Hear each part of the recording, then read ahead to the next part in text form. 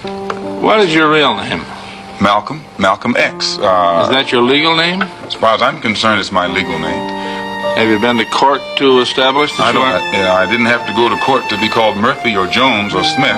Excuse me for answering you this way. That's if all right. a Chinese person were to say his name was Patrick Murphy, you would look at him like he's insane, because Murphy is an Irish name, a European name, or the name that has a Caucasian or white background. And a yellow person, Chinese is a yellow man, and he has nothing to do or no connection whatsoever with the name Murphy. And if it doesn't look proper for a person who is yellow or Chinese to be walking around named Murphy or Jones or Johnson or Bunch or Powell, I think it would be just as improper for a black person or the so-called Negro in this country, as we're taught by the Honorable Elijah Muhammad to walk around with these names. And therefore he teaches us that during slavery, the same slave master who owned us put his last name on us to denote that we were his property.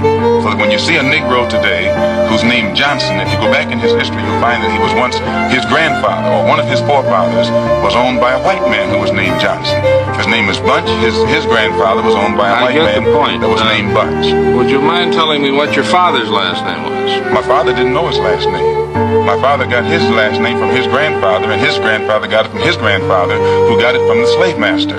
The real names of our people were destroyed during slavery. Was there any line, any point in the genealogy of your family when you did have to use the last name? And if so, what was it? The last name of my forefathers was taken from them when they were brought to America and made slaves. And then the name of the slave master was given, which we refused. We reject that name today. You mean you won't even tell me what your father's supposed last name was or gifted last name was? I never acknowledge it whatsoever.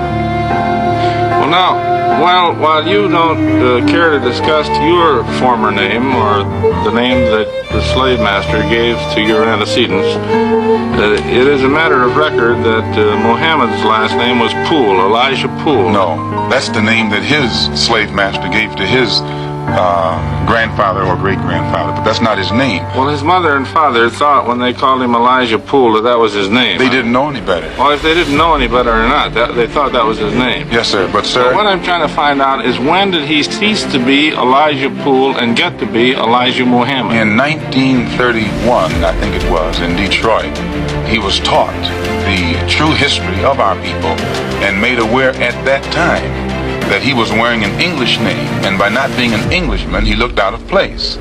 And his teacher gave him the name that he's wearing today, Muhammad Elijah